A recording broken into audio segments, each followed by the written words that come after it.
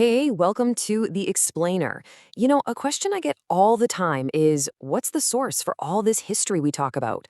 Well, today we're going to answer that. We're going to uncover the absolutely fascinating, fragile, and often dramatic story behind the great books of Islamic history themselves. Okay, let's dive right in. We have to ask the most fundamental question here. It's not just about what our sources are, but what is the source of our sources? Where did these foundational texts actually come from? And the answer, well, it's an incredible story of memory, technology, and, yeah, catastrophe. We all know these names, right? Tabari, Ibn Kathir, Ibn Khaldun. These are the giants. Their books are considered the very foundation of Islamic history. But here's the thing. The fact that we can even hold these books today, that's actually just the final chapter of a much, much longer story. To really get this, we've got to go all the way back to the beginning. Right after the passing of the Prophet Muhammad, history wasn't something you'd find in big written volumes. And why not? Well, because it didn't need to be. The people who lived it, the companions, they were still walking around. History was a living, breathing thing. But, you see, there was a problem. As that first generation, the living, walking memory of Islam began to pass away, a real crisis started to brew. That direct personal connection to Islam's origins was fading. A new generation was growing up without that first-hand knowledge, and there was a very real danger that the stories of their heroes could just be forgotten. So, to fix this, the Caliph Umar bin Abdul Aziz does something truly historic. He gives a brilliant scholar, Ibn Shihab al-Zuhri, a monumental mission. Go out, find the last living companions of the Prophet, and compile the very first comprehensive history of his life before all of that knowledge vanished forever. And al-Zuhri did it. He actually succeeded, completing this incredible work. But then, in a truly tragic turn of events, the Caliph was assassinated not long after. Just 30 years later, the entire Umayyad Caliphate collapsed into chaos. And in all that turmoil, that first, precious book, the original written history of Islam, it just vanished from the world. So the Umayyads fall and a new power rises to take their place, the Abbasids. And these guys, they had a deep, profound love for knowledge. They built a new capital, Baghdad, and right in the heart of it, they built the legendary library, the House of Wisdom. But their greatest contribution to history didn't come from a library. It came from a battlefield. In the year 751, at the Battle of Talas, they defeated a Chinese army.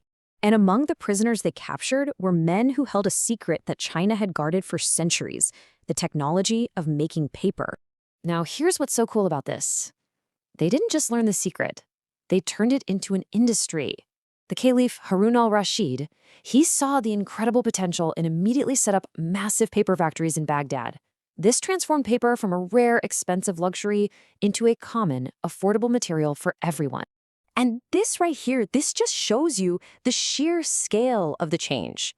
For 300 years, think about that, for 3 whole centuries, the Muslim world had access to cheap, mass-produced paper, while Europe was still stuck with expensive and clumsy alternatives. This one single technological advantage laid the foundation for an absolute explosion of knowledge.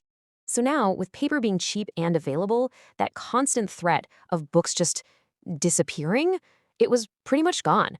The stage was set.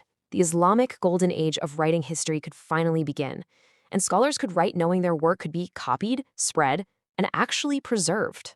So let's talk about our first major hero of this era, Ibn Hisham. See, his teacher, a scholar named Ibn Ishaq, had written this huge history, but just like al-Zuhri's book, the original manuscript was lost. So Ibn Hisham basically comes in and saves the day. He creates an edited version that preserves his teacher's work. Because of him, and because of paper, this is the version that survives to this very day. And from there, scholars started to really specialize, to zero in on specific topics.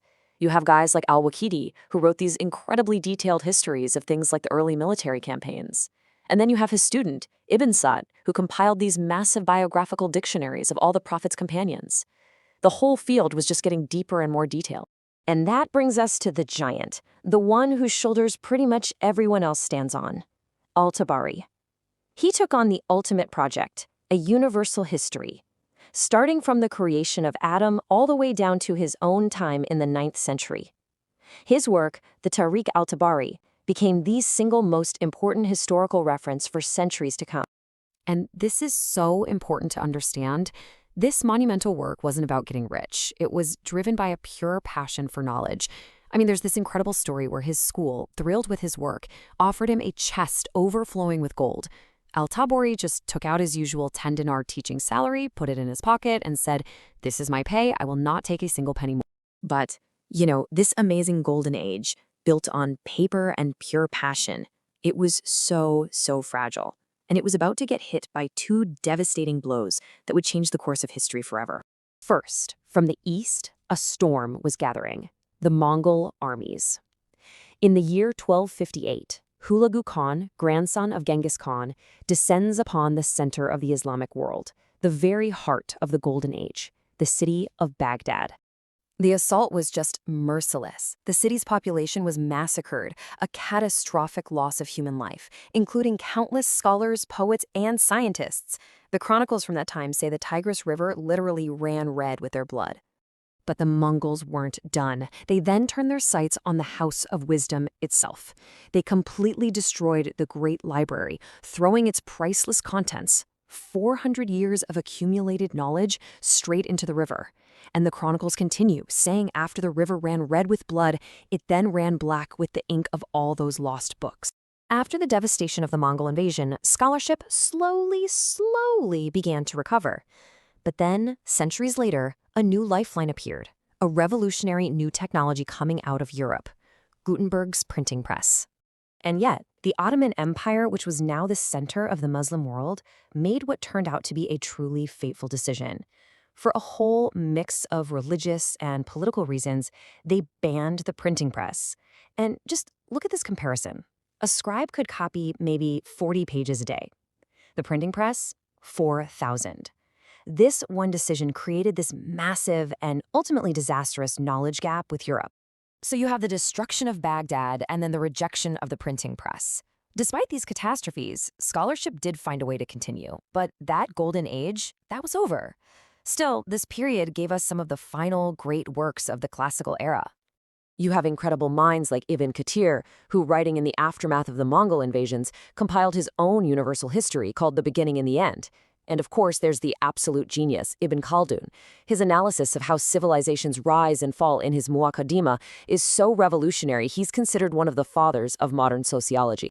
So, now we have our answer.